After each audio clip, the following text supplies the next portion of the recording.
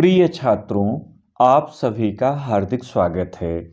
इस भाग में हम वार्षिक परीक्षा हेतु एक मॉडल प्रश्न पत्र और उसके हल की चर्चा करेंगे।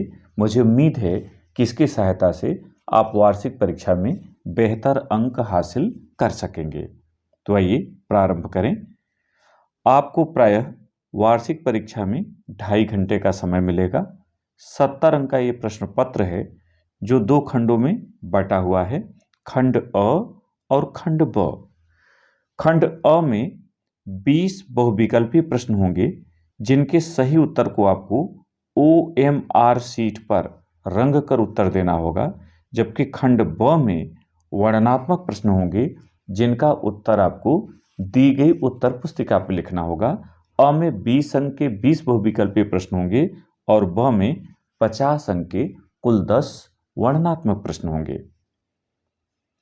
अब आइए खंड अ में चलें। इन 20 प्रश्नों का आप उत्तर भी देखें और जानें कि किस तरह के प्रश्न आएंगे। चंद छंद वर्णन की महिमा के लेखक हैं। ये हाई स्कूल में हिंदी गद्य की पहली रचना मानी जाती है। इसका सही उत्तर है बी, कभी गंग। हम शीघ्रता करेंगे जिससे कम समय में बातें आप समझ सकें। रानी केतकी की कहानी कृत के लेखक हैं, यानी इसको किसने लिखा? तो सही उत्तर है इंसा अल्लाह खां। आपको OMR शीट में ए लिखना है, मैंने ए पर पेंसिल से अथवा पेन से आपको काला करके उत्तर देना है। भारतीय द्वीप का समय क्या है, यानी भारतीय द्वीप की समय सीमा क्या है, कालावधि क्या है? तो दिए गए विकल्पों में से जो सटीक होता है उसे चुनना होता है और यहां सही होगा सन 1868 ईस्वी से 1900 ईस्वी तक। सरस्वती पत्रिका के संपादक हैं, यानी जो 4 विकल्प हैं इनमें से किसने संपादन किया है? अगर एक से अधिक संपादक हैं तो वहां देखना होगा कि किसकी महत्ता अधिक है। यहां तो निर्विवाद रूप से महावीर प्रसाद द्विवेदी। ठेले पर हिमालय पाठ के लेखक हैं, यानी किसने इस पाठ को लिखा? तो सही उत्तर है धर्मवीर भारती। आपको इसे चुनना है और OMR शीट में इसी विकल्प को रंगना है। लोक मंगल की भावना विशेषता है, इसमें चारों काल आपके सामने लिखे हुए हैं। किस काल की विशेषता है ये आपको चुनना है। तो सही विशेषता है भक्ति काल की। ज्ञानाश्रयी शाखा के प्रतिनिधि कवि हैं, माने इस शाखा में किसे सबसे श्रेष्ठ माना गया है? तो इसका सही उत्तर होगा ए, कबीरदास। आल्ह खंड का दूसरा नाम है, यानी किस रचना को आल्हा खंड कहते हैं? आपको उसे चुनना है। यहां होगा सी, परमाल रासो और इसे रचा है जगनिक ने। बीरस का स्थायी भाव है, इसका सही उत्तर है उत्साह। चौपाई छंद के प्रत्येक चरण में मात्राएं होती हैं, ध्यान रखिएगा। कुछ छंद 4 चरण के होते हैं, कुछ 6, कुछ 8, इस तरह से होते हैं। तो जो 4 चरण के हैं उनकी संख्या सबसे ज्यादा है। चौपाई भी 4 चरण की होती है। तो इसमें पूछा है कि इसके प्रत्येक चरण में कितनी मात्राएं होती हैं? तो आपको चुनना है यहां पर सी, 16, क्योंकि प्रत्येक चरण में 16-16 मात्राएं होती हैं और 2 अर्धाली पूरा होने पर 32 पर यथ हो जाती है।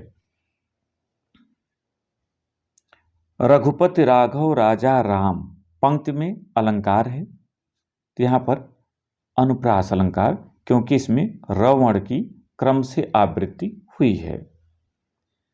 माता पिता के बीच में कौन सा विराम चिन्ह प्रयुक्त हुआ है? इसका सही उत्तर है योजक चिन्ह है। इसमें ध्यान रखिएगा, जहां पर वाक्य पूरा हो जाता है वहां पूर्ण विराम, जहां थोड़ी देर के लिए रुकना होता है वहां पर अल्प विराम, जहां थोड़ा उससे अधिक रुकना होता है वहां अर्ध विराम। इस तरह से ये प्रयुक्त होते हैं। विद्यालय का संधि विच्छेद होगा, इसमें सही विकल्प आपको चुनना है और होगा विद्याधन आलय, हिमधन आलय, इस तरह से चुनने होते हैं आपको।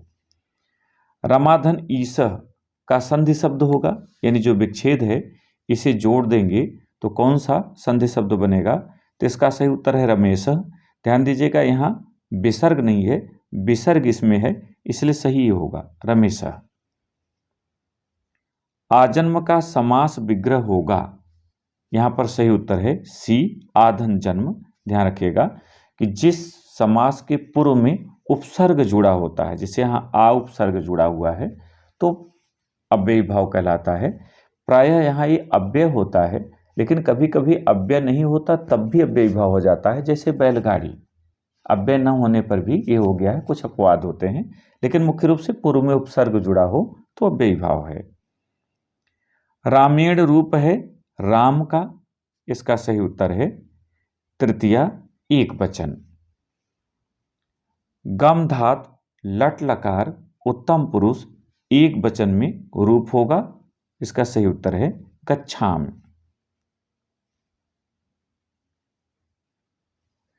आंसू का तत्सम रूप होगा तो इसका सही उत्तर है अश्रु। सुबह का विलोम शब्द होगा तो यहां आप शाम चुनेंगे, चूंकि सुबह का शाम, दिन की रात हो जाएगी। यानी चुनते समय ये देखेंगे कि दोनों का जोड़ा कौन सा है, जोड़े से ही आपको चुनना है। ऐसा नहीं कि सुबह का दोपहर दे दें, सुबह का दोपहर आपको नहीं चुनना है।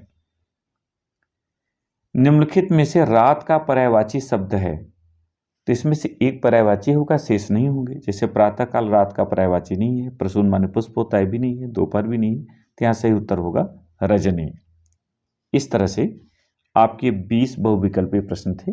इनके सही उत्तर को आपको OMR शीट में सही विकल्प को काला करके देना है। अब आइए वर्णनात्मक पर चलें। 50 अंक का है। जो पहला प्रश्न है इसमें 2 गद्यांश आएंगे और दोनों में से कोई एक चुनेंगे और उनके नीचे दिए गए 3 प्रश्नों का आपको उत्तर देना होगा। प्रत्येक के लिए 2 अंक, इस तरह से 6 अंक का प्रश्न है। जैसे चाहे दक्षिण में हो या हिंदुस्तान में, सरकार के खिलाफ लड़ाई के समय जब जब चारित्र का तेज प्रकट करने का मौका आया, कस्तूरबा हमेशा इस दिव्य कसौटी से सफलतापूर्वक पार हुई। कस्तूरबा आते ही आप समझ गए होंगे कि ये किस पाठ का है, तो निष्ठा मूर्ति कस्तूरबा का है। काका कालेलकर इसके लेखक हैं। लेकिन हम हल करेंगे। मोटर चली गई, बूढ़ा कई मिनट तक मूर्ति के पास निश्चल खड़ा रहा। मैं इसका आपको उत्तर दे रहा हूं। और रेखांकित अंश देख लीजिए कि संसार में ऐसे मनुष्य भी होते हैं जो अपने आमोद प्रमोद के आगे किसी की जान की परवाह भी नहीं करते। शायद उसका उसे अब भी विश्वास न आता था। लास्ट प्रश्न के लिए यहाँ उत्तर है कि सभ्य संसार इतना निर्मम, इतना कठोर है, इसका ऐसा मर्मभेदी अनुभव अब तक न हुआ था। यानी पैराग्राफ को ध्यान से पढ़िएगा, फिर प्रश्न देखिएगा, तब उत्तर पर चलिएगा। तो पहला है कि उपर्युक्त गद्यांश का संदर्भ लिखिए, दूसरा रेखांकित अंश की व्याख्या, और तीसरा भगत के अनुसार सभ्य संसार कैसा है। तो उत्तर क्रम से देखिए, ऐसे आपको लिखना है।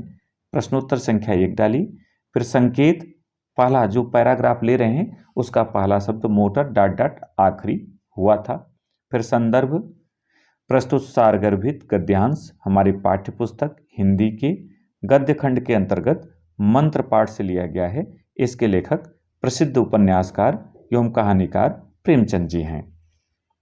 रेखांकित अंश की व्याख्या में आप हेडिंग डालेंगे इस तरह से और तब लिखेंगे, लेखक प्रेमचंद जी कहते हैं कि जब डॉक्टर चड्ढा बूढ़े भगत के बीमार बेटे को देखे बिना ही खेलने चले गए, तब बूढ़ा भगत सोचता है कि संसार में ऐसे भी हृदयहीन व्यक्ति हैं जो अपने आनंद के लिए दूसरों के जीवन की कोई चिंता नहीं करते। अपने हृदय की सरलता के कारण उसे डॉक्टर चड्ढा के इस व्यवहार पर अब भी विश्वास नहीं हो रहा था। और तीसरा प्रश्न था कि भगत के अनुसार सभ्य संसार कैसा है। तो उत्तर भगत के अनुसार सभ्य संसार बहुत निर्मम एवं कठोर है। अब आइए प्रश्न नंबर 2 पर। और जो दूसरा प्रश्न है इसमें 2 पद्यांश होंगे और दोनों में से किसी एक को चुनना होगा और उनके नीचे दिए गए 3 प्रश्नों के आपको उत्तर देने हैं। ये भी 6 अंकों का है। जैसे दीन सबन को लखत है, दीने लखे न कोई, जो रहीम दीने लखे, दीन बंधु सम हो। रहीम जी का दोहा है। इसके आधार पर इन 3 प्रश्नों का आपको उत्तर देना है। इसके अथवा में चौंक उठी अपने विचार से, कुछ दूरागत ध्वन सुनती, इस निस्तब्ध निशा में कोई चली आ रही है कहती, अरे बता दो मुझे दया कर कहाँ प्रवासी है मेरा, उसी बावले से मिलने को डाल रही हूं मैं फेरा। इतना रेखांकित अंश भी है, इसी को हम हल करके आपको दिखा भी रहे हैं। प्रश्न सामने है, उपरोक्त पद्यांश का संदर्भ लिखिए, रेखांकित अंश की व्याख्या कीजिए। और तीसरा है, दूर से आती ध्वनि को सुनकर कौन चौंक उठी। आइए उत्तर की ओर चलें।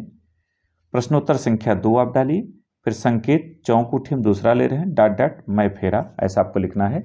आपको ये नहीं लिखना है कि प्रश्नोत्तर संख्या 2 का अथवा, क्योंकि जब आप संकेत डाल देंगे तो अथवा या उसके पहले का लिखने की कोई आवश्यकता नहीं है। तो संकेत डालिए, फिर संदर्भ लिखिए।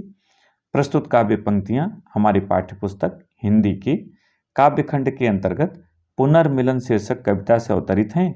इसके रचयिता सुप्रसिद्ध छायावादी कवि जयशंकर प्रसाद जी हैं। अब रेखांकित अंश आपने देख लिया, उसकी व्याख्या देख लीजिए। हेडिंग डालें, रेखांकित अंश की व्याख्या। कवि प्रसाद जी कहते हैं कि श्रद्धा नाराज होकर घर से दूर गए मनु को खोजते हुए सुनसान सड़क पर रात में यह कहते हुए चली जा रही है कि कोई तो दया करके मेरे प्रवासी प्रियतम का पता बता दीजिए कि वे कहाँ चले गए हैं। उन्हीं से मिलने के लिए मैं चक्कर काट रही हूँ। और तीसरा प्रश्न था कि दूर से आती ध्वनि को सुनकर कौन चौंक उठी। तो दूर से आती हुई ध्वनि को सुनकर ईड़ा चौंक उठी। प्रश्न संख्या 3 पर आइए। तीसरे प्रश्न में 2 खंड हैं, खंड क और खंड ख। खंड क में 2 संस्कृत खंड से गद्यांश होंगे, किसी एक को चुनना है, संदर्भ सहित उत्तर देना है। और जो ख होगा वहां श्लोक का, जैसे श्री कृष्ण मातुल कंस अत्याचारी शासक आसीत। यहां से आपने देख लिया कि ये कृष्ण गोपाल नंदन पाठ से है। इसके नीचे अत्रैव ग्रामे पैतृक धनेन धनवान धर्मदास निवसत, हम इसी का आपको दिखा रहे हैं। यहां समय नहीं लेंगे जिससे कम समय में बात हो जाए।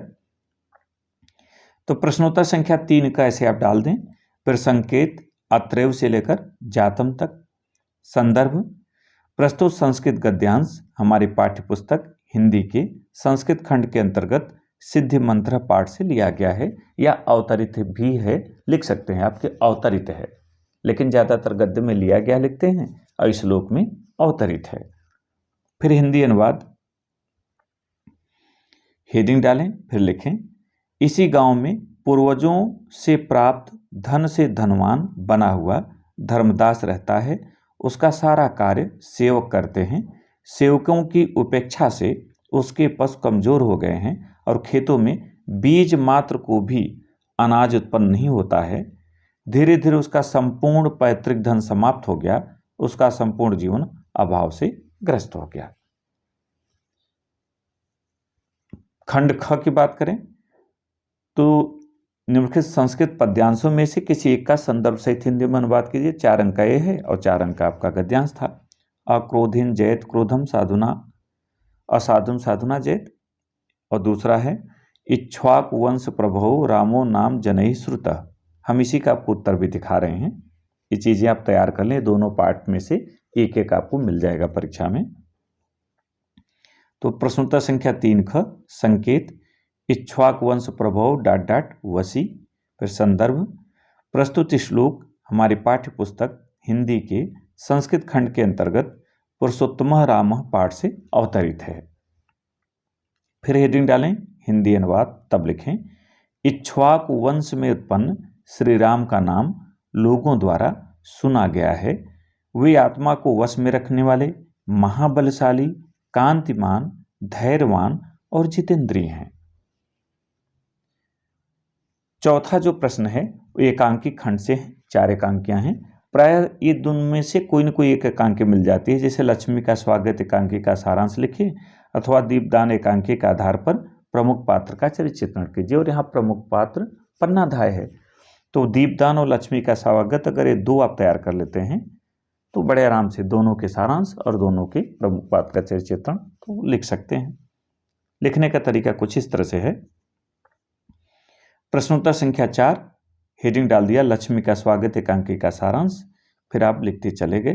पहले लिखना है कि किसने लिखा है, किसके बारे में है, और फिर इसका सारांश निम्नवत है करके कहानी को आप लिखते चले जाइए। ज़्यादा बड़ा नहीं लिखना है, क्योंकि बड़ा लिखेंगे तो आपके और प्रश्न छूट सकते हैं।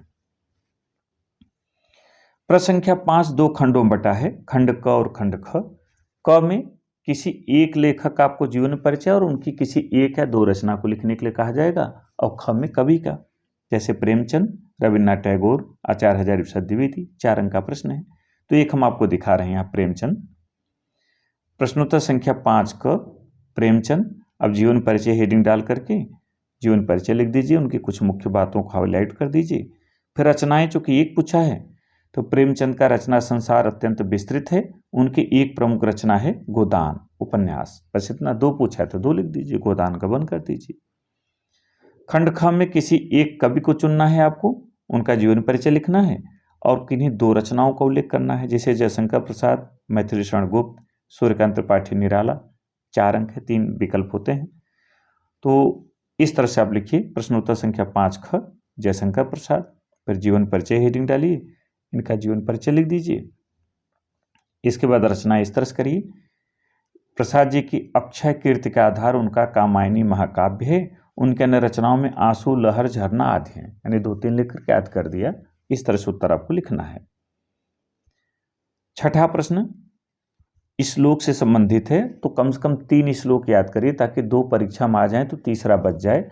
अगर पेपर में आए हुए श्लोक को आप लिखेंगे तो आपका अंक कट जाएगा। तो कम से कम 3 याद कर लें, चूंकि यहाँ लिखा है कि प्रश्न पत्र में उसे नहीं आया हुआ होना चाहिए, 2 अंक का है।